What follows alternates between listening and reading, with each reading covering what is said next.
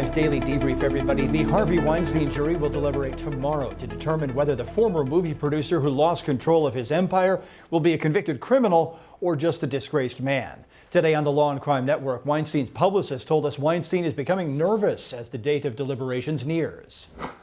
He's feeling a little anxious. He's happy with the way his lawyers performed and thinks the arguments are cogent on our side. But as anybody would expect, you never know how a jury is going to come back, and he's a little anxious and worried. He's starting to realize that the time is ticking right now. Harvey's been wanting to tell his story for a long time, to get out there and talk about what he knows about what went on, what he knows about the experiences. The problem that we have is in a courtroom setting, to have him talk would have opened the door to several other potential witnesses by the prosecution, to a more firm rebuttal by him, and to grilling, and that we didn't think that their case rose to that level. We would have hoped that they would go deliberations right away, or we both do our closing arguments the same day, because as you know, this is being argued in the press as well. And to say that the jurors aren't reading newspapers and watching TV is utopian. Our case is going to the facts and the details, and on the facts and details, we have that on our side. If the jury is going to play to the emotional, the emotional cues, then that worries us a little bit. So if he's guilty, show me what he's guilty of. 87 accusers doesn't mean 87 convictions. And this comes down to a he said, she said, more of a she said. If he's acquitted that day, there will be rallying cry. There will be angry people out there, and that's what our fear is. They're going to have to go home, look at their children in the eyes, look at their wives, look at their daughters, look at their friends at work, and say, I'm the one who let him go. And that becomes a tough issue. So we don't know how to go. We don't know what is going to come, but if he's acquitted, we'll be very happy.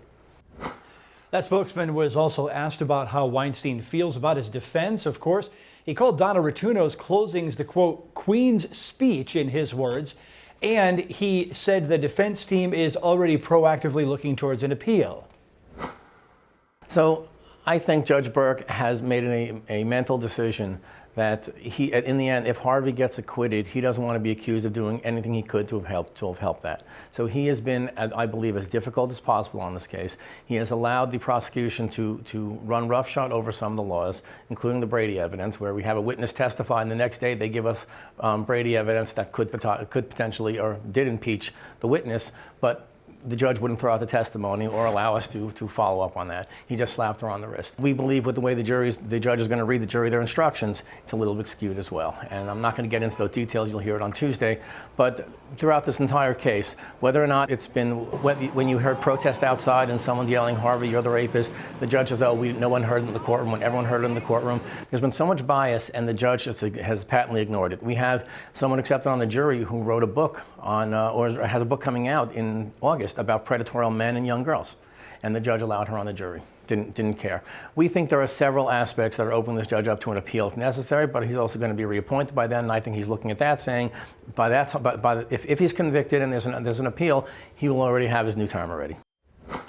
Here are the charges Weinstein faces. The first 2 counts relate to accuser Mimi Haley. The last 3 counts relate to accuser Jessica Mann. Predatory sexual assault is the most serious charge, with a possible life sentence in New York. Prosecutors must prove a pattern of abuse for a conviction on that charge. The Weinstein jury is made up of 7 men and 5 women. The racial and ethnic breakdown is on your screen. Exactly half of the deliberating jurors are made up of white men. Prosecutors did not speak to the press during the trial, but attorney Gloria Allred, who represents several of Weinstein's accusers, did. Here's a look at how prosecutors wrapped up their case. Good morning, Harvey. The core of the Weinstein case rests on the accusations of 2 women, Mimi Haley and Jessica Mann. Mann says Weinstein raped her in a hotel room after injecting himself with an erection drug, but she said she also had consensual encounters with Weinstein. Haley says Weinstein forced oral sex upon her after she said no. Attorney Gloria Allred retold the account. He pushed her onto the bed in the apartment. She kept saying, no, I'm on my period. No, and that she testified that she fought him off, but he was much larger. And she said, I'm on my period. And his response was to pull out her tampon and engage in oral sex with her. Then there are so-called Molyneux or other bad acts witnesses. Tara Leigh Wolfe, Dawn Dunning, Lauren Young, and Annabella Sciorra, all alleged incidents of sexual misconduct by Weinstein. In a 3-hour-long closing, prosecutor Jonah Luzzi said the accusers didn't come for money, didn't come for fame. They came to be heard. They sacrificed their dignity, their privacy, and their peace. Luzzi characterized Mimi Halle this way before the encounter with Weinstein. She looks down at her shoes, and they're all worn and old. And she thinks to herself, I'm so poor. I have nothing. This is a vulnerable woman who needs a job and is worried about her status in the United States. She's not from the United States. And she wants him to like her. She's afraid of him. The state's theory is that Weinstein held financial power over the accusers. It's a complete dichotomy, Luzzi said. Here is a defendant with everything, using and abusing people he knows have nothing. Mr. Weinstein was powerful. He manipulated these women, and he abused these women. And perhaps most importantly, Luzzi said that even if some sex acts between Weinstein and his accusers were consensual, not all were. Speaking to the text messages which the defense claims show a pattern of consent, Luzzi said of Jessica Mann, she could have been writing him love notes every single day. He still wouldn't be allowed to rape her on March 18, 2013. Mr. Weinstein couldn't be stopped when he wanted what he wanted. And when he wanted it, he went to get it. Luzzi said Weinstein viewed many of the women as complete disposables. She called Weinstein an abusive rapist. The defense presented closing arguments last Thursday. Here's a look at key points from that side of the case, which the defense recapped later with reporters.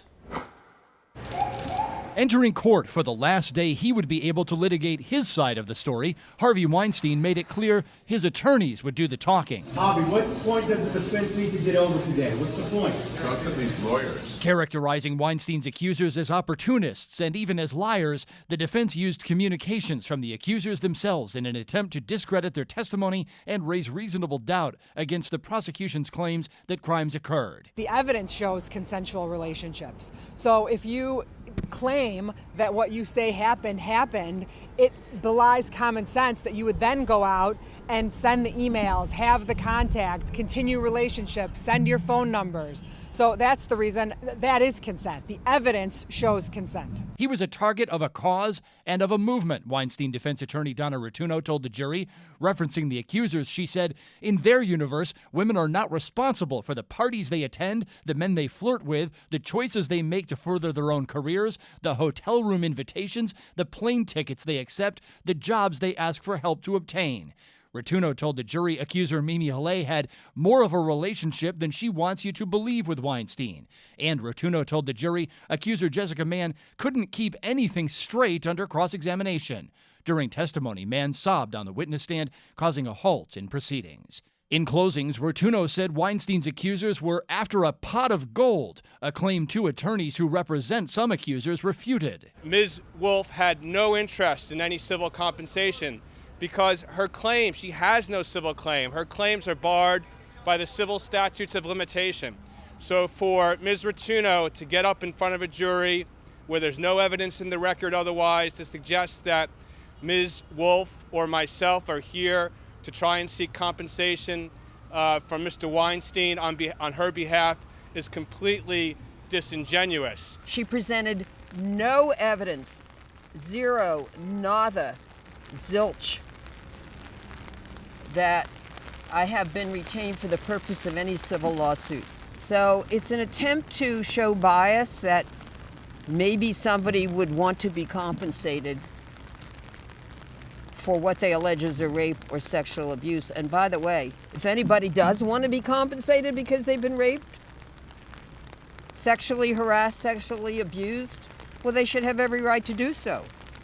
The cost of the wrong should not be borne by the victim. The cost of the wrong should be borne by the wrongdoer. Rotuno said she had to address the Me Too movement and the money because of the press. Well, I had to focus on that because all of you focus on it every day. So it was something that I had to bring up. I had to bring it up.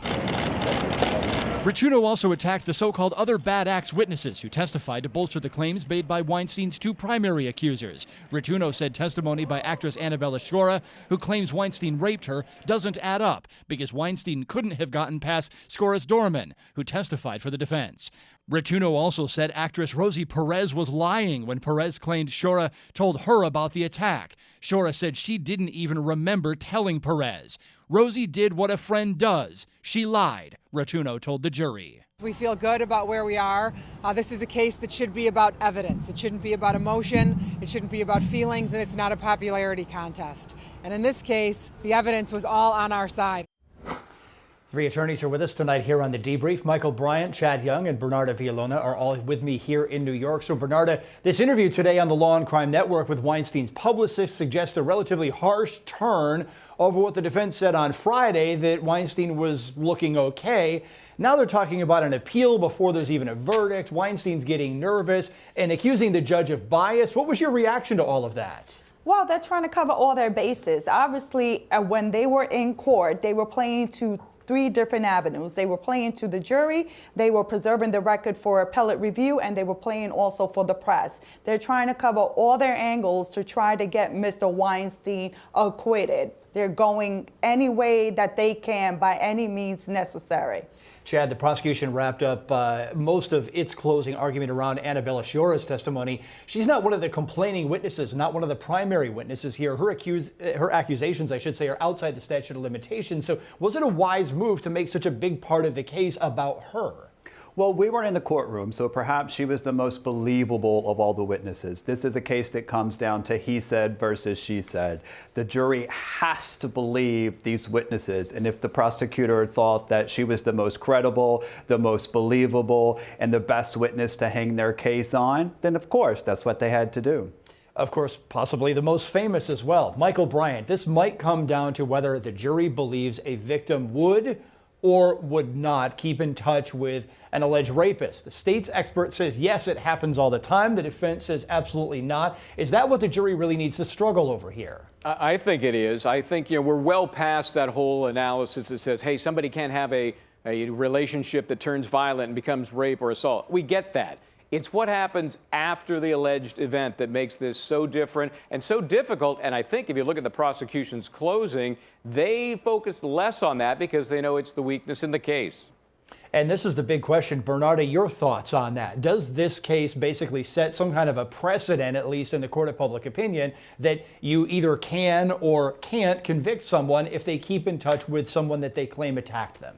Look, the reality is that you're not going to make everyone happy in this case. Regardless how it turns out, some people are going to be upset. The problem here is that when it comes to rape or any sexual related charges, is that in the charge, you're not going to hear the victim must not have had contact with with the person that raped them. This is ridiculous. Chad, your thoughts on this one? Yeah, I mean, there is a danger to the public if someone has been a victim of sexual assault or a sexual crime and they have stayed in touch. I mean, there was evidence as to why many victims do this. And so if people find themselves in a situation to where they have been a victim and stayed in touch, there is a danger that this case is sending a bad message to those victims. In other words, that they might not get a prosecution or maybe not even a civil verdict if it comes to that. Good analysis on that case tonight. R&B singer R. Kelly now facing a new federal indictment alleging a crime against yet another minor. The indictment filed in Illinois alleges abuse against a 14-year-old back in 1997 and lasting for about 3 years. Kelly faces 13 federal counts in Illinois and 5 federal counts in New York. The number of alleged victims is up to 10, spanning the years 1997 to 2018. The government is seeking to seize Kelly's assets, including his production company and the assets of 2 associates, including his business manager. Prosecutors say the associates paid off victims and tried to keep video evidence out of the hands of authorities. Those are the federal cases. Kelly faces state criminal cases in Illinois and Minnesota, plus civil litigation. His attorney, Steve Greenberg, says he continues to fight and looks forward to the day R. Kelly is free. Still ahead tonight here on The Debrief, we head to Iowa, where DNA evidence from the witness stand may be the only link prosecutors truly have between a defendant and a cold case dating back to 1979. We're back right after this.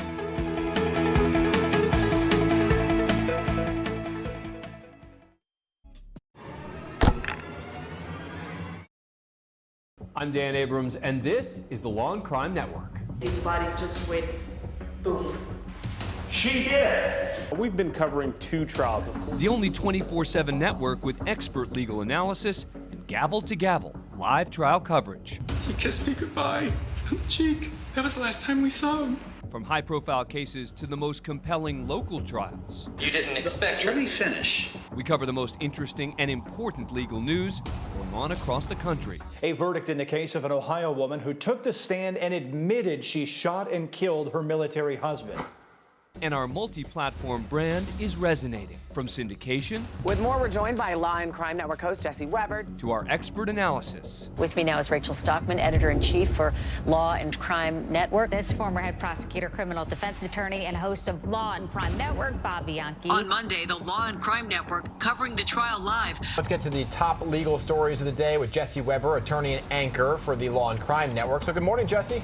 With dozens of places to watch, we already have tens of millions of minutes viewed per month.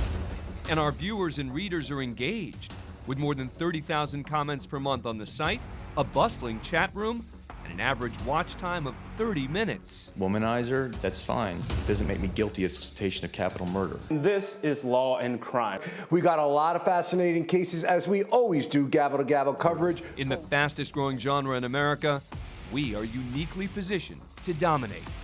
This is Law and Crime. Where are you headed?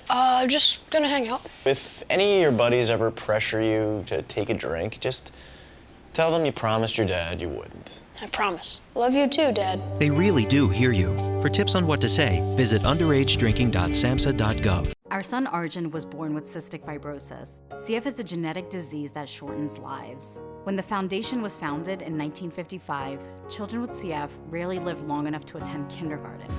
Today, thanks to the foundation's groundbreaking research, advocacy, and care, some people with CF are attending college, getting married, and starting families. We've made amazing progress, but until a cure is found for all people with CF, we will not stop. Help us add tomorrows. Visit cff.org today. Matthew. I know that a lot of times, Mom, it might not seem like I'm listening to you, but I am. And what you say really does matter to me. All the talks we've had over the years, including what you've told me about not using alcohol and other drugs, they stick with me, and they make a difference, especially at times that matter most. Hey, want a drink? No thanks, I'm good. So thank you, Dad, for preparing me for what's ahead. Talk. They hear you.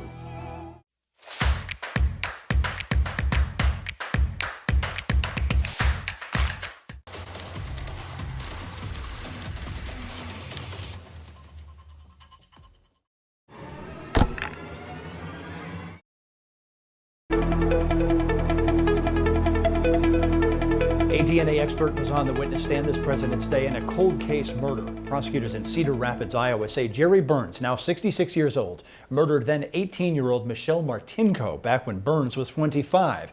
The 40-year-old cold case languished until DNA tests were invented and public genealogy databases became weapons for law enforcement.